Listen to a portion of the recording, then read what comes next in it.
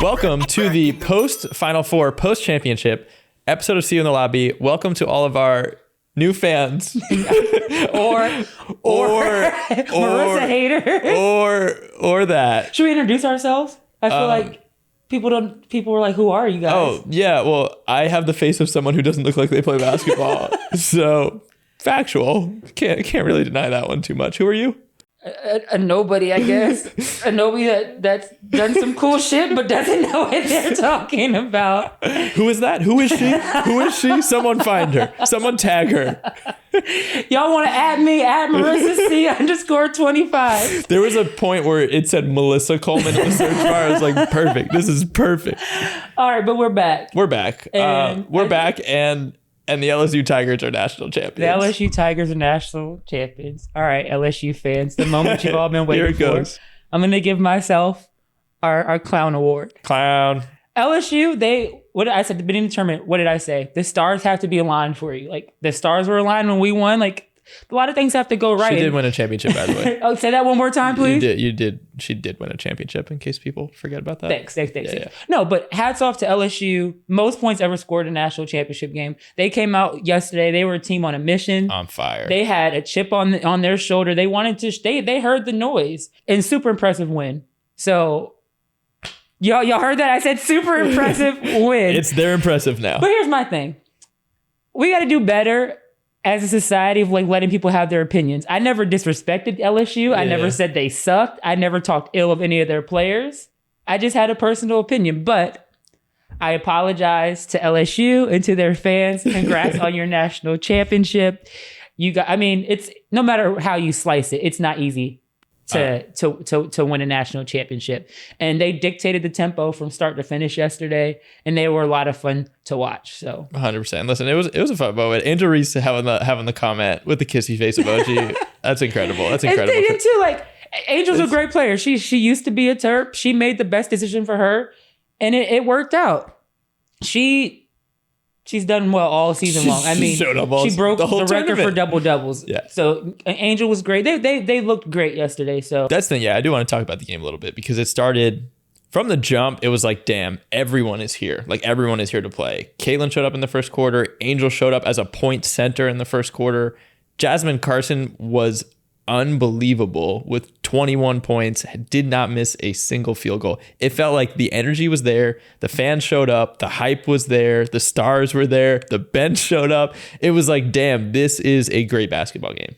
It was. And want us to take one quick step back before we talk about the good stuff. Is like, it's been very disappointing to see the conversations happening on Twitter because it's become this racial divide. Totally. And want to acknowledge like that stuff is real. Like, the media does cover its black athletes a lot differently than it does the white athletes. And that is a real problem that needs to be addressed. And maybe we'll talk deeper about it another time on the show. But it's sad that it's overshadowing what has been such a great tournament for women's basketball. Ratings are up. The chatter on social media prior to last night's game, people that have never watched women's basketball before are watching it. So many people. So it's like, let's dead that conversation as a whole, and let's celebrate these women for the accomplishments and what they have done for the game. But now we can get into to LSU in the championship game. LSU showed up from the beginning. To score 102 points in a national championship game is entirely wild. And it wasn't just, again, credit to Angel, she was amazing. It wasn't just Angel. Everybody at LSU showed up. Jasmine Carson's 21 points, I've never seen anything like that. I had to look up, what did you say? She had, in her last 11 games, she scored 7 combined points. Like this, and she is a bench player who was a piece to the puzzle and not supposed to score 21 points in a half. And a transfer from WVU, it's like, this is a moment she'd been waiting for. When she banked it at the end of the half, I literally screamed, and in that moment, I knew that LSU was going to win. That bank sold it. That was like... It's exciting to see players like that don't normally get the playing time or get the opportunity to score, to show up in those big moments. Like, how amazing. Like, I love that. To have that's why the tournament is amazing. Yeah, perfect from the field first half, and then win a national championship when you weren't a big piece of the puzzle going into this. Like, that's why you do this. That's why you work so hard. That's why you make the sacrifices. So it was a lot of fun to see that and to see her teammates celebrate her. 100%. And then I feel like it was a tale of halves too, right? The second half, I feel like we were all waiting for Iowa to make some sort of a run. We're like, all right, they're down 17, 19, whatever it was. Like, they're a really good 3-point shooting team. It feels like they'll have their moment. They did for a little bit in the first couple of minutes of the third quarter. I think they made it like an 8-point game. Then Alexis Morris took over, and it felt like the second half was a different script of the same domination for LSU, because she was running the pick and roll like a pure point guard, finding the reads in the mid-range, finding the right passes to make on cuts. Finished with 21 points and 9 assists. That's a hell of a second half. Yeah, no. They looked very good yesterday. LSU played their best game of the season when it mattered. 100%. And that's all you have to do. Like, they didn't have, and going back to, I don't want to relive the past, but going back to my statement about them not being that impressive to me is that they didn't have a win like they did yesterday. Yeah. You know, they struggled against Miami. You know, Utah, some people could say, beat themselves by missing those free throws. So like that was my point in saying that. But yesterday, that was an impressive win. They were clicking on all cylinders. They had their best game when it mattered. And that's all you have to do. Survive in advance. And then they showed up and showed out when it mattered. Which is an impressive belief in themselves for LSU, right? Like, all year, what were they highlighted by? They had a weak non-conference schedule. They did. They didn't. Facts are facts. Go look at who they played in the non-conference. They had a very weak non-conference schedule. Even in the SEC, they didn't play teams when they were at their best. I mean, their best competition was obviously South Carolina, and South Carolina really handled them in that regular season matchup. But all throughout the year, LSU still kept hyping itself up as the best team, a team that's going to win the tournament.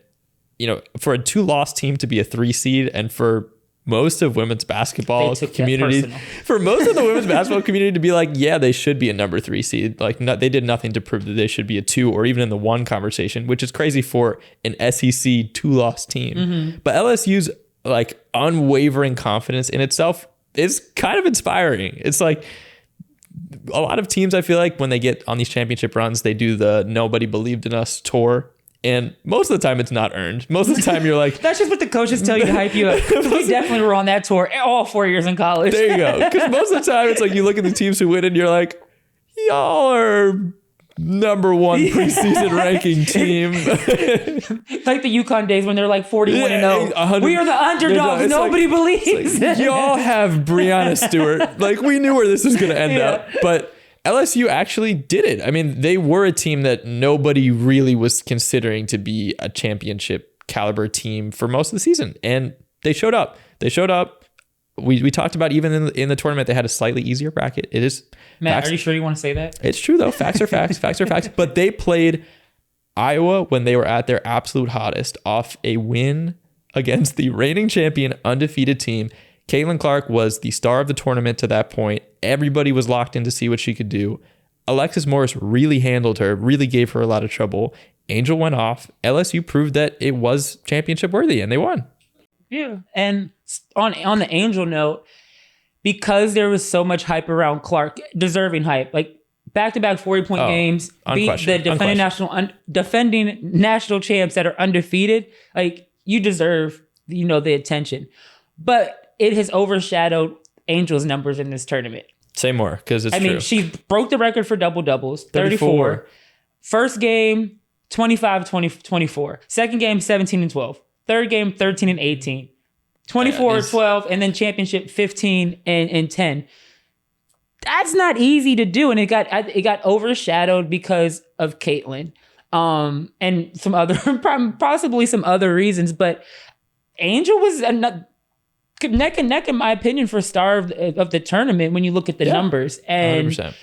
To 24 rebounds in a game is crazy. So just want to give Angel her props, because deserved.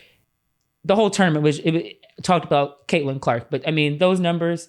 That's the thing. I mean, Angel's motor is so impressive. Like at 6'3", she's not even really a tall center size. She's just a really hardworking center size. I mean, she's crashing the boards for every offensive rebound she can possibly get. And LSU needed that. She was really their motor throughout the entire tournament. Again, just to have the energy to be able to compete hard enough to double-double in 34 games during the regular season and tournament is crazy. She double-doubled in every tournament game. Every tournament game, Angel showed up. Every single one. You know what's also very impressive?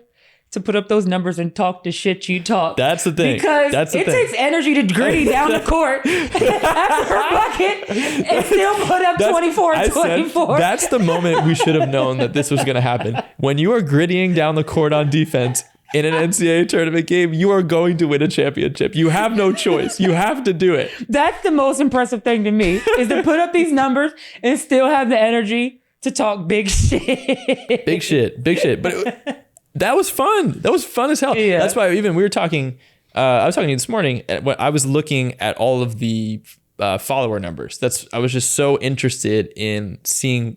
It felt like the hype was there. You're talking about your friend circles who are hitting you up. People who don't usually talk to me about women's basketball are suddenly asking questions. They learned about women's basketball that it existed Friday. Right, which is how Caitlin Clark is the best player to ever exist. But I was curious, like, is this actually showing up in the numbers and the metrics that are going to matter in these players' bank accounts? Because I was wondering, is everybody capitalizing in the ways that make sense to in this? And both Caitlin and Angel's numbers, those are the two players I was just looking at because obviously they're the biggest shit talkers. And their numbers on Instagram, their numbers on Twitter, skyrocketing. And that's a great sign for this game because Angel and Caitlin both have at least one, maybe two more years in college basketball. Hopefully they will continue to build their followings. Go make your money in NIL because both of whatever their price was last week is not what the price is today. Angel said her price went up. Good, and it should. I mean, she's probably going to hit 1 million Instagram followers by the time everything settles with this Final Four.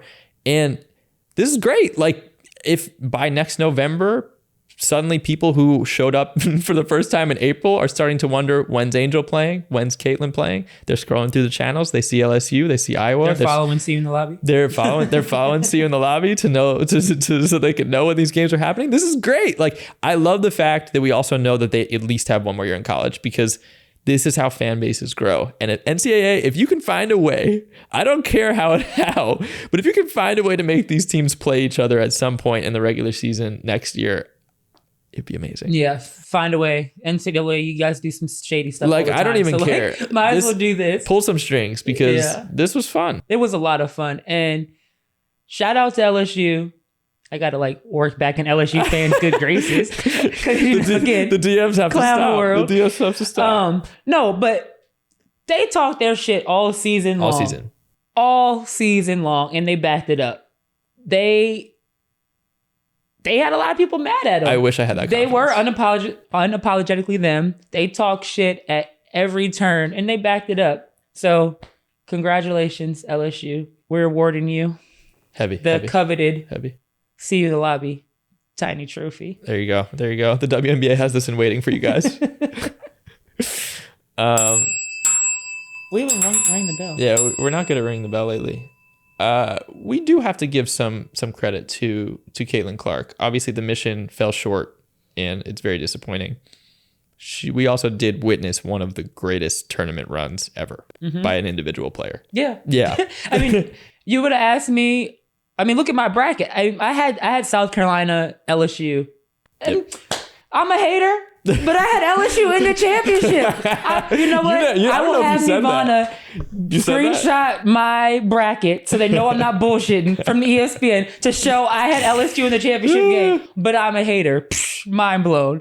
But anyway, I would have lost my life savings if you would have told me that I was going to be in the national championship Amazing. game. I didn't see it. They did finish the year strong in the Big Ten tournament stuff, but just watching throughout the season, they were just kind of inconsistent for me.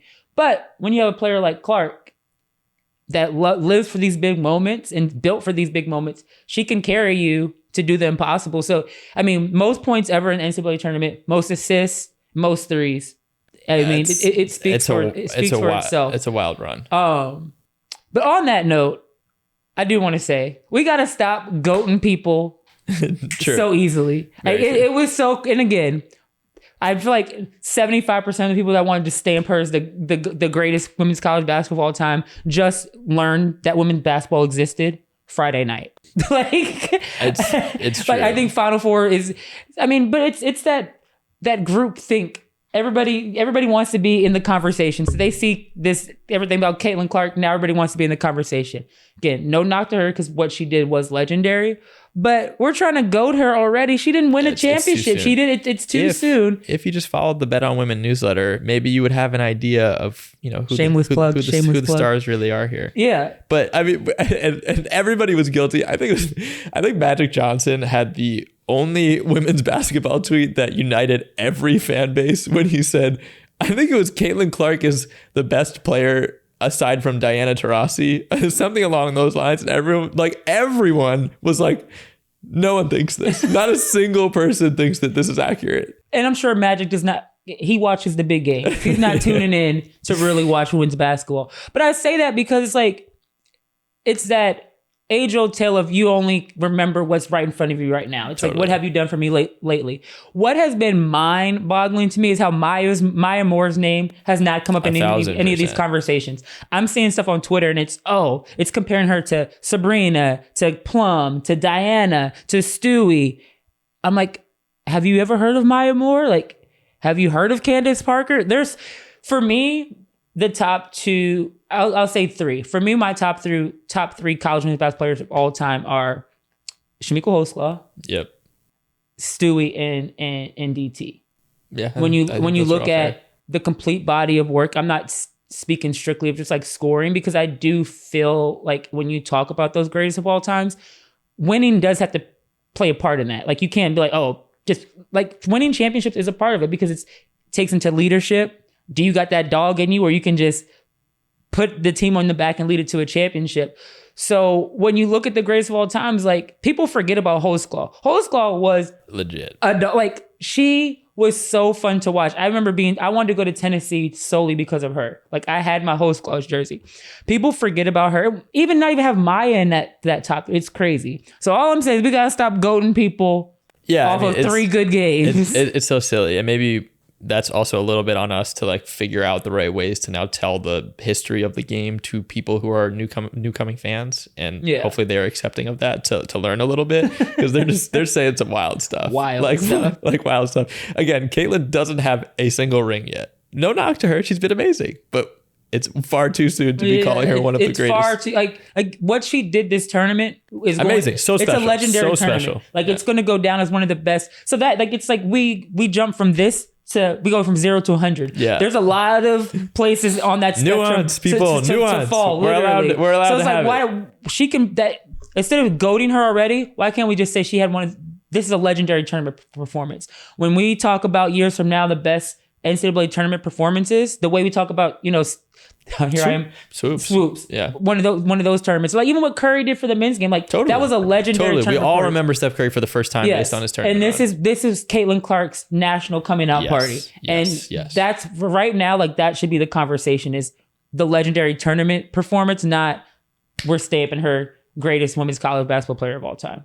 I will say, though, I am pretty excited to see what year 4 Caitlin looks like coming off of a big championship loss, where it felt like Iowa thought they had it in the bag after South Carolina. So I'm curious what she changes within her game. I think we all saw, as wonderful as she is on offense, she's got a lot to learn still on defense. I wonder if she comes back and makes that more of a focal point of her offseason, trying to get better on that end.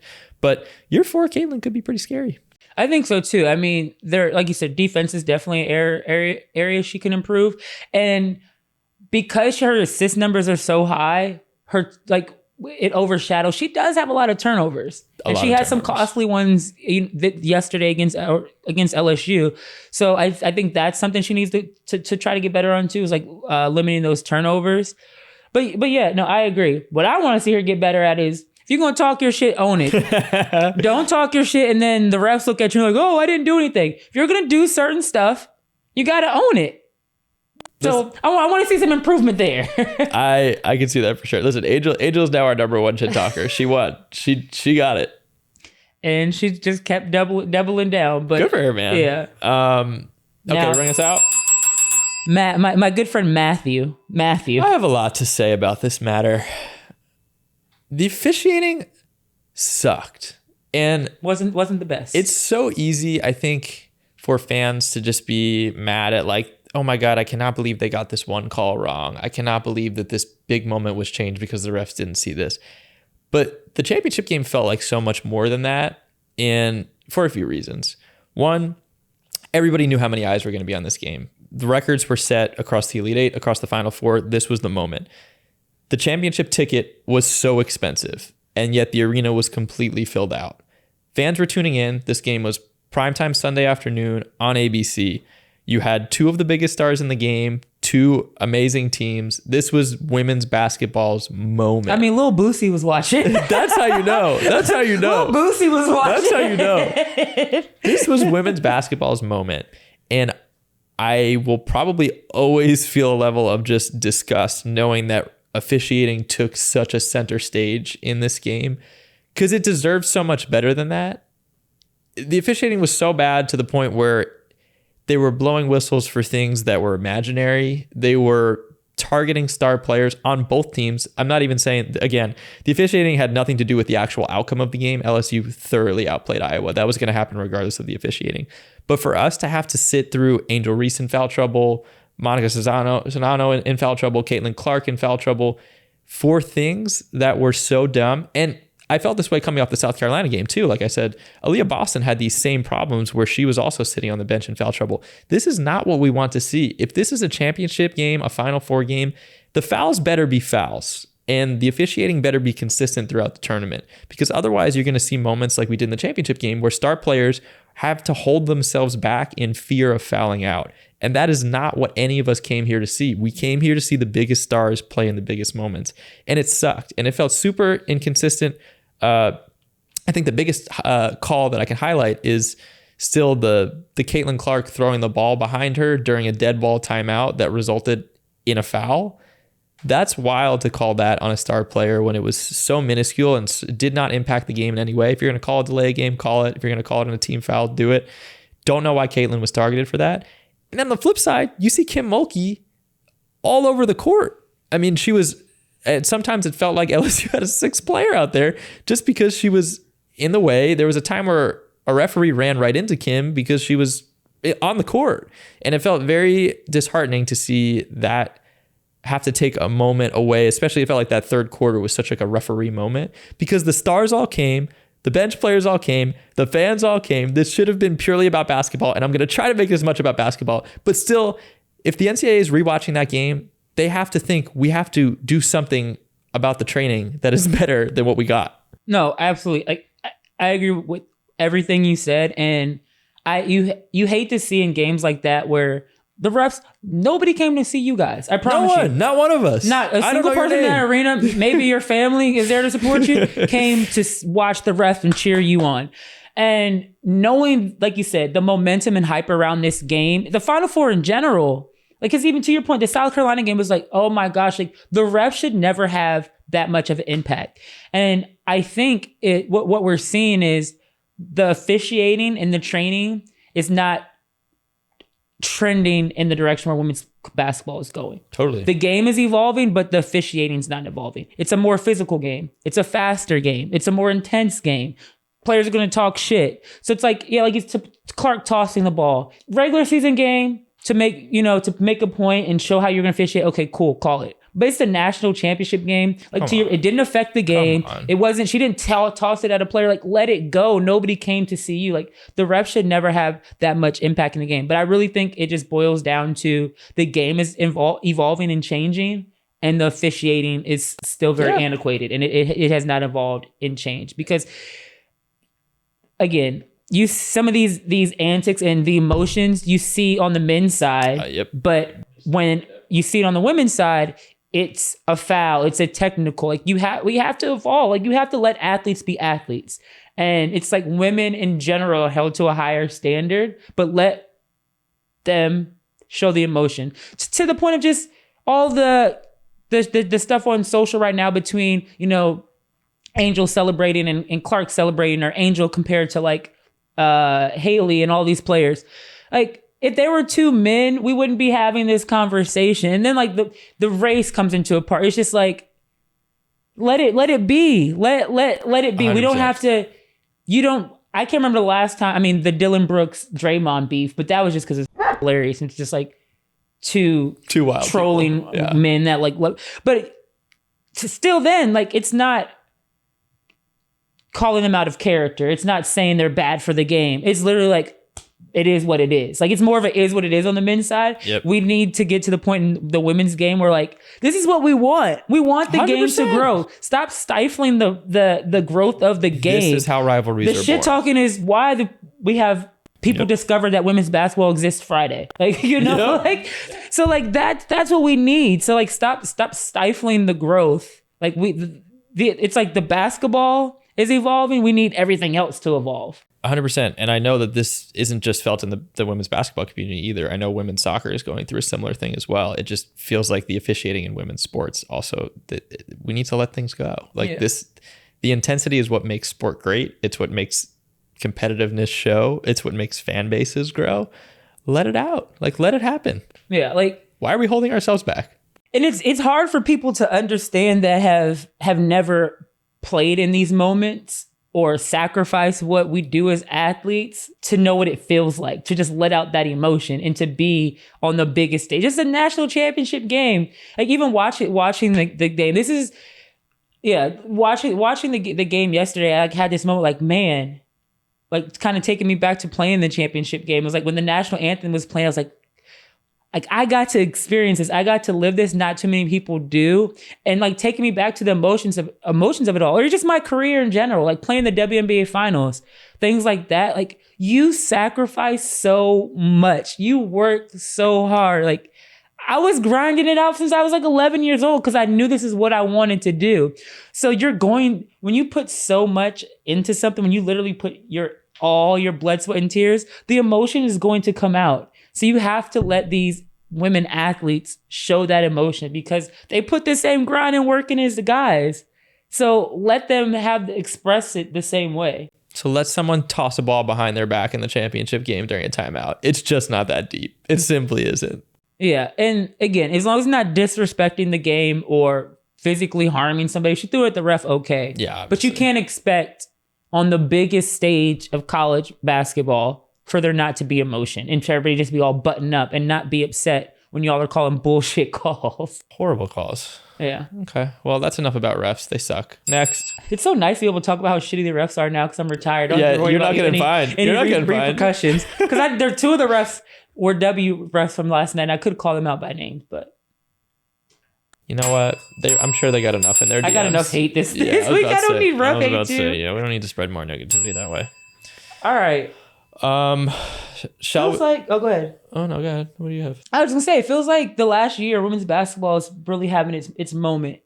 We talked about it off camera, just how it's so unfortunate the narrative and the conversation that's going on social right now, because it's become very racially divided. It's become very one side of the spectrum and the other, and a lot of racism, like, bottom line.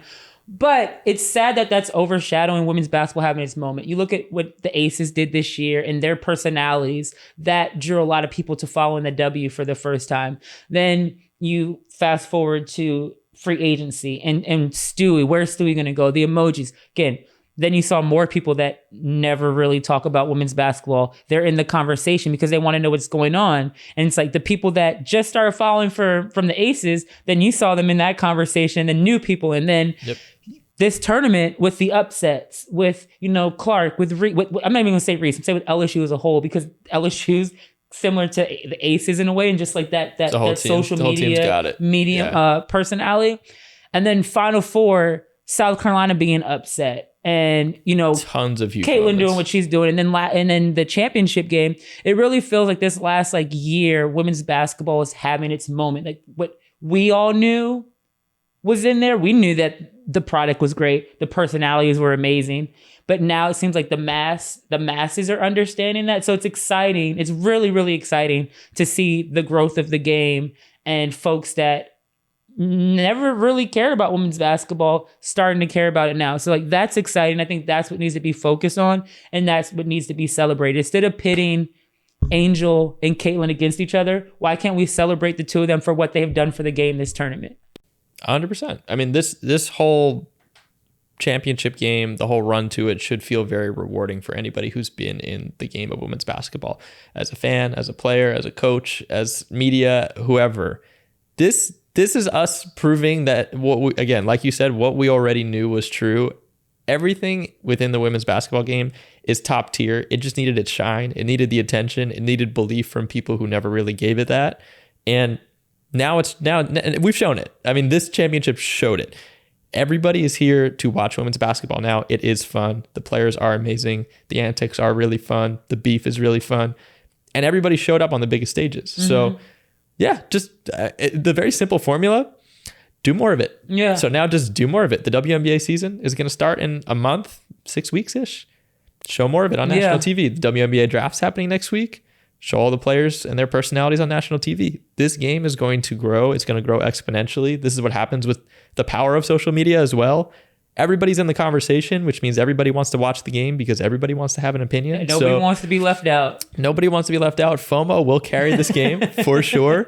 So now just let it ride. Let it happen. Like this is, the college stars are going to become WNBA stars and both games are going to grow off each other. Yeah. No, I agree. Like we need to celebrate these women for what they did for the growth of the game. Angel in her presser even said that. She felt like she helped grow the game this tournament. Because she did. And she did. Because she did. She did. So like, let's celebrate that. Like we always try to find, in anything in society, we've tried to find the negative. Like let's celebrate the positive. Like life is hard enough. Life is shitty enough. It's a lot. Like let's celebrate these moments. And to your point, there are some amazing W players. So for the folks that are just tuning into us now. Yeah.